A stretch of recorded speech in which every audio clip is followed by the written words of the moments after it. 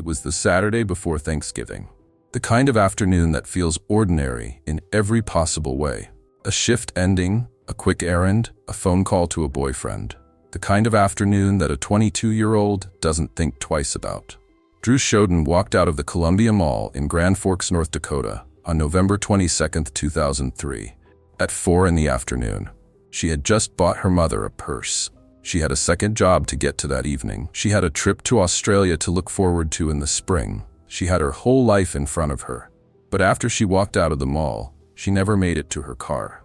To understand what the world lost on that November afternoon, you have to go back. Back to a small town in central Minnesota called Pequot Lakes, a quiet community of just over 2,000 people, tucked among lakes and pine trees, the kind of place where everybody knows everybody. That's where Dru Sjodin grew up. She was born on September 26, 1981, in Minneapolis, Minnesota, to Linda Walker and Alan Sjodin.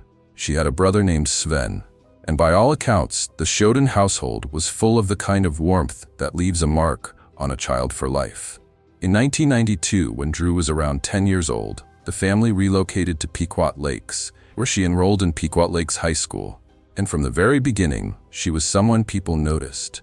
Not because she demanded attention, but because she had a way of making everyone else feel like the most important person in the room. She was athletic. She played basketball, volleyball, and golf.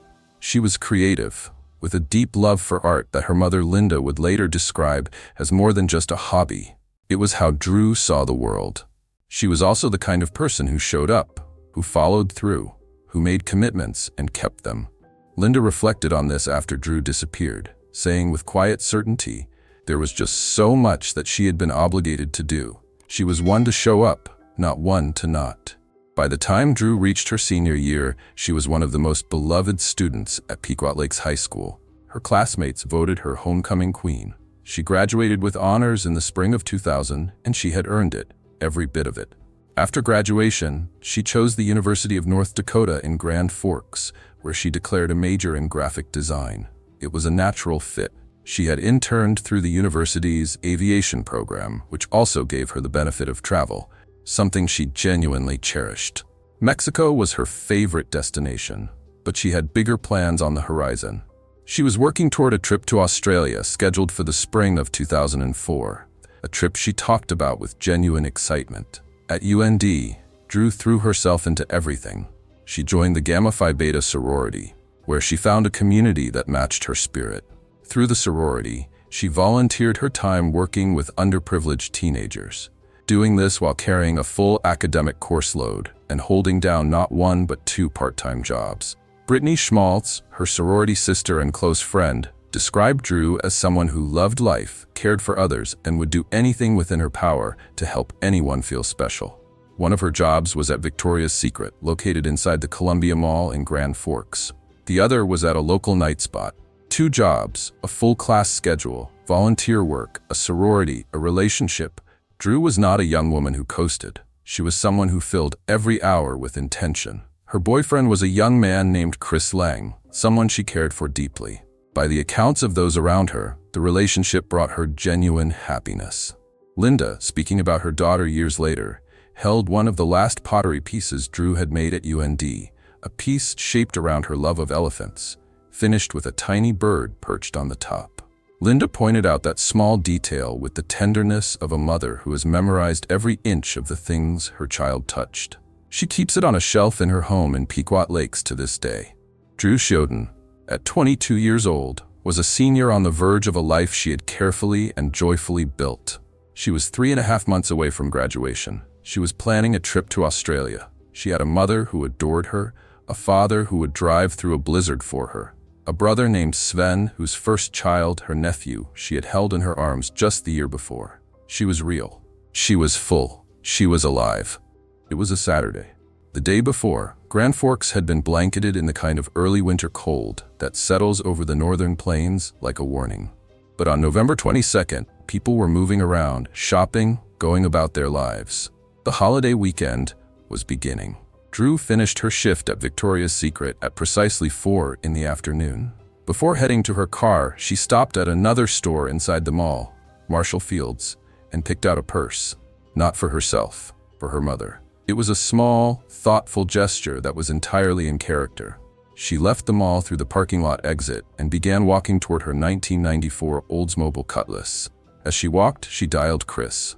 It was the kind of call couples make at the end of an ordinary day, catching up before the evening begins, talking about nothing in particular. According to Grand Forks Police Department Deputy Chief Bill Mackey, the call was going normally until it was not. That phone call was interrupted and she abruptly hung up, he later told ABC News 2020. Prior to doing so, she said something along the lines of, okay, 4 minutes into the call. That was all. Chris initially assumed the call had dropped, that it was a technical issue, nothing more. The conversation had been calm, completely without urgency. There was no alarm in her voice, no indication that anything was wrong. He didn't panic, not yet. But approximately 3 hours later, his phone rang again. The number was Dru's. He answered and heard nothing, just static and the faint sound of buttons being pressed. No voice, no words, nothing. Dru never showed up for her second job that evening. Her friends and coworkers waited. She did not come. And that, according to Linda, was the first signal that something was deeply wrong. There was just so much that she had been obligated to do, Linda said. She was one to show up, not one to not. When Chris contacted Linda that night, she knew immediately. A mother doesn't always need an explanation. I got a call from who at that time was Dru's boyfriend, Chris, saying that something was wrong, Linda recalled. Whether it was a mother's intuition or just knowing her daughter so well, she said, she immediately understood. She called Alan, who lived in the Twin Cities. Despite a snowstorm that night, he got in his truck and drove straight to Grand Forks, barely stopping. The next morning, Sunday, November 23rd, Alan found Dru's car still sitting in the Columbia Mall parking lot. It had been moved from its usual spot, but it was there. He sat beside that car and waited for law enforcement to arrive. And then after that, Linda said, everything just imploded in our world. Police arrived and processed the scene. What they found at the car intensified their concern immediately. The vehicle was unlocked, and lying beside it was a knife sheath, the kind of protective casing that a folding knife slides into. It did not belong to Dru. There was no sign of her purse, no sign of her phone. There was no sign of her at all. Investigators quickly ruled out Chris as a suspect. The timeline of his calls, the nature of their conversation, and the evidence at the scene pointed in an entirely different direction. What police were looking at, they believed, was an abduction. Law enforcement mobilized quickly. The Grand Forks Police Department, the FBI, state agencies from both North Dakota and Minnesota, and eventually Canadian authorities all joined the effort. Search dogs were deployed. Helicopters swept the area. Volunteers, eventually numbering in the thousands, fanned out across the surrounding landscape, combing the Red Lake River, wooded areas, rural roadways, and the ditches and open fields that stretched in every direction from the city. The search covered an enormous area of roughly 30 square miles around Grand Forks and extended into neighboring Minnesota. Days passed without any sign of her. The cold was relentless. Then, something was found. One of Dru's shoes, just one, was discovered under a bridge in Crookston, Minnesota. Crookston was approximately 25 miles away from the mall. The discovery shifted the geography of the investigation and confirmed what investigators already feared. Dru had been taken across state lines, making this a federal matter. Meanwhile, detectives turned their attention to the surveillance footage recorded inside the Columbia Mall on November 22nd. They went through hours of video, studying every face, every movement, looking for anyone who might have been watching, following, waiting. What they were looking for was someone who had no legitimate reason to be where they were. 4 days after Dru disappeared, investigators received a tip. A caller told police they had seen a man they recognized as a convicted sex offender walking through the Columbia Mall on the day Dru went missing. At nearly the same time, a woman named Shirley Iverson reached out to authorities. Shirley was not a stranger to the case in spirit. She was, in fact, a survivor. Years earlier, she had been the victim of a violent sexual assault, and she knew who was responsible. She urged investigators to look closely at her attacker. His name was Alfonso Rodriguez Jr. Alfonso Rodriguez Jr. was born on February 18, 1953, in Crystal City, Texas, the second oldest of 5 children born to migrant farm workers, Dolores and Alfonso Rodriguez Sr. The family spent 15 years moving between Texas and the Red River Valley region of Minnesota before finally settling permanently in Crookston, Minnesota in 1963. Alfonso was 10 years old when his family put down roots there. By his own account, his childhood was unhappy. He described his home life as unpleasant, characterizing his parents as highly critical and unreasonable. He admitted to using drugs during his youth. He struggled, and those struggles were real. But what came next was not the result of circumstance. What came next was a pattern of calculated, deliberate violence against women. He was 21 years old the first time he acted on it. In October 1974, Alfonso approached a woman in Crookston and asked her for a ride home. She recognized him and agreed. He directed her to a driveway, then grabbed her by the throat. When she tried to escape the vehicle, he pulled her back. He attempted to rape her. She managed to get away. A month later, in November of the same year, Alfonso targeted another woman outside Crookston's Grand Theater. She had come out to her truck when he approached. He showed her a knife and forced his way inside the vehicle. He drove her into the countryside and raped her. That woman was Shirley Iverson. Police arrested Alfonso, and he pleaded guilty to aggravated rape and attempted aggravated rape. A judge sentenced him to 15 years in prison, but stayed that sentence and instead ordered him to the Minnesota Security Hospital in St. Peter for sex offender evaluation and treatment. Psychological assessments conducted there found evidence of anxiety, depression, and what was described as an alcoholic personality disorder with paranoid, schizoid, and antisocial tendencies. He was in the facility in 1976 when a psychological report noted something that should have been alarming. Alfonso himself admitted to evaluators that he was sexually aggressive, but stated that controlling those feelings was not a problem for him. On April 9, 1980, Alfonso was granted a temporary release, a supervised pass to visit his family in Crookston. Within days, he found another victim. He attempted to kidnap a woman and stabbed her twice before she managed to fight back and escape. She had the presence of mind to do something remarkable. She was artistically gifted, and she sat down and drew a composite sketch of her attacker from memory. It closely resembled Alfonso, and it led directly to his capture. This time, there was no treatment program. He was convicted of attempted kidnapping and aggravated assault and sent to prison for 23 years. During those 2 decades behind bars, Alfonso refused sex offender treatment. The only counseling he accepted was for chemical dependency. In February 2001, with his release approaching, Alfonso underwent a psychological evaluation. Despite his record, despite his refusal to engage in treatment, despite the pattern of escalating violence, the evaluating psychologist recommended against civil commitment, a legal measure that would have kept him confined indefinitely in a state hospital. The 3-member screening board agreed. Minnesota Department of Corrections Commissioner Joan Fabian later explained the reasoning. Alfonso was 50 years old. He had not engaged in any sexual behavior during his incarceration, and statistical data suggested that recidivism decreased with age in older offenders. With those standards at that time, she said, it was not referred. On May 1, 2003, Alfonso Rodriguez Jr. walked out of prison. He moved into his mother's house at 210 Adams Street in Crookston. He took on small jobs, including hanging drywall on a construction project. People in his neighborhood were aware of who he was and what he had done. He had been classified as a Level 3 sex offender, the highest designation in Minnesota's system, indicating the highest assessed likelihood of reoffending. Minnesota maintained a public registry where his status was listed. North Dakota did not. That gap, the absence of a shared interstate registry, meant that when Alfonso crossed the border into Grand Forks, the people there had no way of knowing what he was. No way of knowing what he had already done to women. No way of knowing that a man assessed as highly likely to reoffend had just been released 6 months earlier and was now walking through a shopping mall less than 40 miles from where he lived. When detectives pulled up Alfonso's criminal history after receiving the tip, the room likely went very quiet. Special Agent Daniel Alquist of the Minnesota Bureau of Criminal Apprehension, one of the investigators assigned to the case, would later say that when they began reviewing what Alfonso had done, they feared they were dealing with a serial rapist.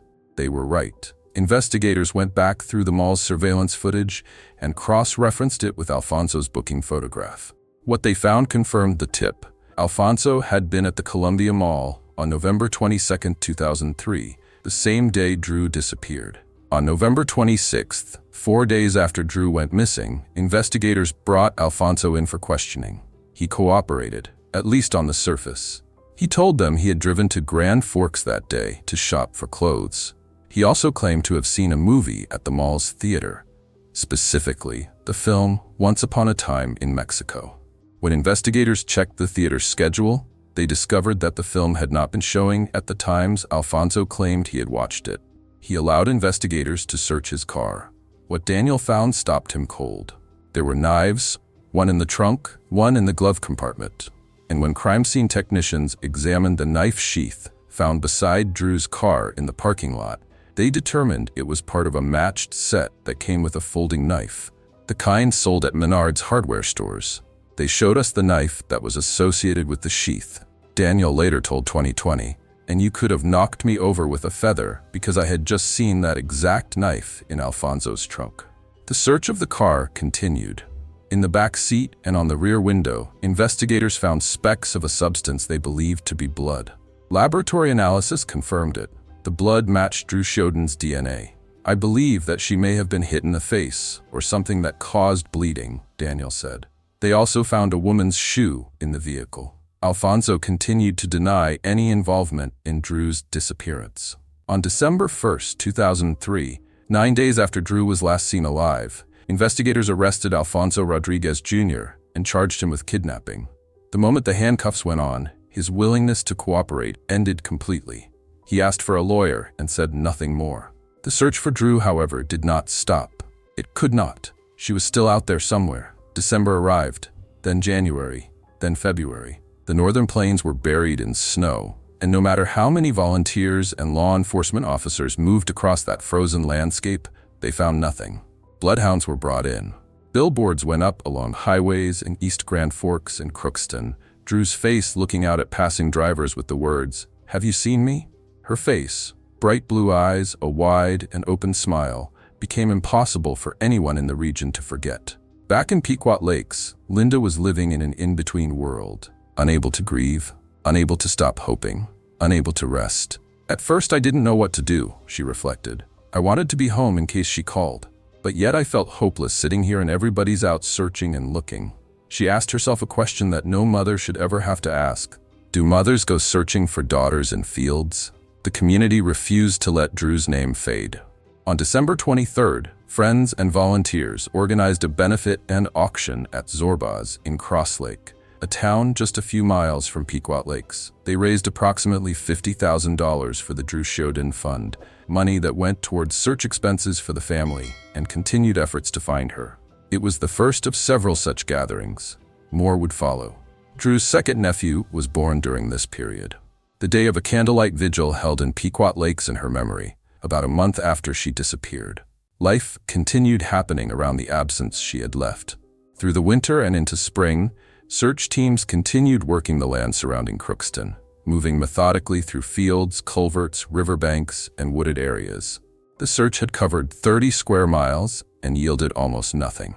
Nothing that brought Dru home. But investigators remained focused on Alfonso, building their case, waiting for the ground to give up what the winter had been holding. The snow began to melt in the spring of 2004, and as it did, search teams returned to the area outside Crookston with renewed purpose, hoping the thaw would reveal what months of searching had not. On April 17, 2004, nearly 5 months after Dru's disappearance, a police reservist and a retired deputy were searching a secluded stretch of land near the Minocqua Country Club golf course on the western edge of Crookston. They found her. Dru's body was lying in a ravine, covered by the last traces of melted snow. She was unclothed from the waist down. Her hands were bound behind her back. A rope had been tied around her neck. Tiny fragments of plastic had become entangled in the fibers of the rope, suggesting that a plastic bag had been placed over her head at some point. The medical examiner determined that Dru had been beaten about the head and face, sexually assaulted, and stabbed. The cause of death may have been the stab wound, suffocation, or exposure to the elements, possibly some combination of all three. The ravine was near where Alfonso's mother lived. Alan Sjodin received the news that day. He described it later with a kind of devastating honesty that only a parent in that situation could articulate. "It was absolutely a horrible day," he said, "but it was a day of relief because at that point we, knew that Drusi was no longer with us." Relief and horror arriving together. That is grief that has been stretched so thin it has changed shape entirely. Because Dru had been taken from North Dakota and transported across the state line into Minnesota, the case fell under federal jurisdiction. That detail mattered enormously. It meant Alfonso could be charged with kidnapping, resulting in death, a federal charge that carried the possibility of the death penalty. The case was prosecuted in federal court. Tom Heffelfinger, who served as the U.S. Attorney for the District of Minnesota, led the prosecution. The evidence against Alfonso was substantial. The knife from his car matching the sheath found at Dru's vehicle. The DNA from the blood found in his car, Dru's blood. The woman's shoe found in his possession. The surveillance footage placing him at the mall on the day she disappeared. The false alibi about a movie that was never playing. The body found near where he lived. And then, in 2013, from a prison interview, Alfonso confirmed what the evidence had already proven. On June 28, 2013, speaking from death row, he admitted that he was responsible for the kidnapping and murder of Dru Sjodin. But that came later. First came the trial. Alfonso's trial proceeded in federal court. On August 30, 2006, nearly 3 years after the afternoon Dru walked out of Columbia Mall, the jury returned its verdict. Guilty. Guilty of kidnapping resulting in death.